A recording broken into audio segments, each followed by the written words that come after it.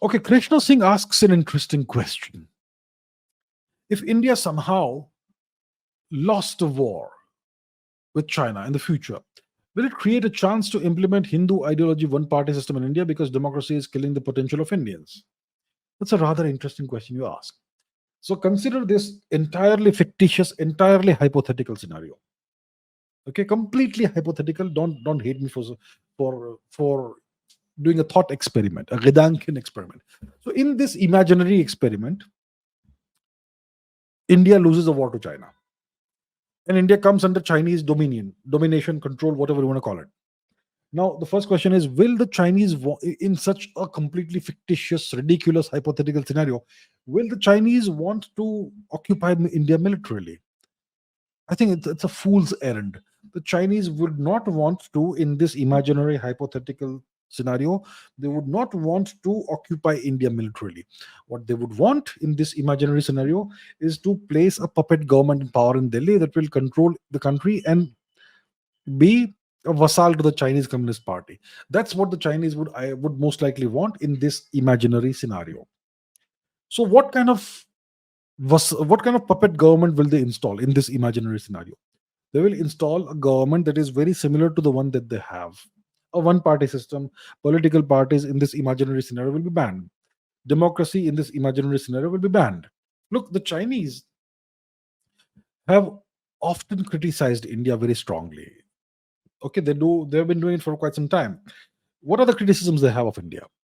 One is that India, in their words, is it's a in from the Chinese perspective, India is a slave of the West and a lapdog of the West. What do they mean by this? They mean that we are so deeply mentally and colonized in various ways that we are still carrying on the system that was used to colonize us. The system of governance that the colonizers imposed upon us when they were occupying India, we have continued that since 47, like a good slave. So that's what the Chinese criticize, and their criticism is entirely justified. That's one. That's one criticism the Chinese have of India, that we are slaves of the West and lapdogs of the West. The second criticism that they have is that there's too much democracy in India. And they use India as an example of what happens when you have democracy. A country that doesn't work, that's paralyzed by 1,000 different forces pulling it in 1,000 different directions. And the end result is inertia. And that's what India is. India has never risen to its potential the past whatever years, since 47. So these are the two Chinese criticisms of India. And these are valid criticisms. But we get upset about it. Try and understand what they're trying to say. The Chinese don't hate India, they are contemptuous of India because we have not decolonized. They don't respect India because we are still like good slaves continuing to whip ourselves after the masters have gone.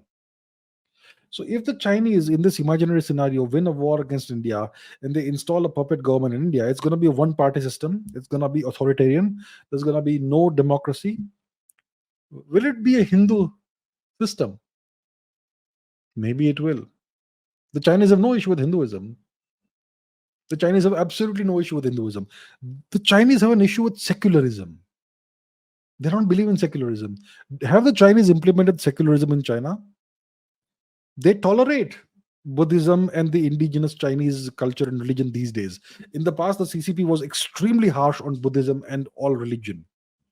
Today, the CCP kind of promotes Buddhism as an indigenous Chinese religion. They claim that Buddhism is indigenous to China because it's been in China for 2000 years. So now it's an indigenous Chinese religion, no longer Indian. It's Buddhism with Chinese characteristics. So the Chinese promote Buddhism. They allow people to practice whatever religion they want if they want to. Most Chinese are still atheists, but India is not an atheistic country, and the Chinese will definitely not allow in this imaginary hypothetical scenario. They will not allow this nonsensical secularist ideology to continue. They probably will be okay with a Hindu government.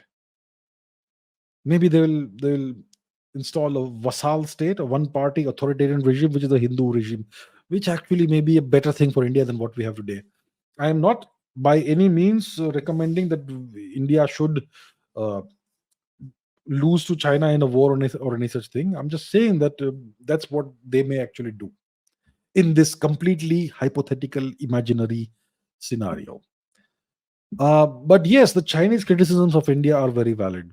India has too much democracy, which means that India has the kind of democratic system that is inimical to India's interests. And secondly, India is, in their words, a slave of the West and a lapdog of the West, which means that we have never decolonized. And that's something they find contemptible.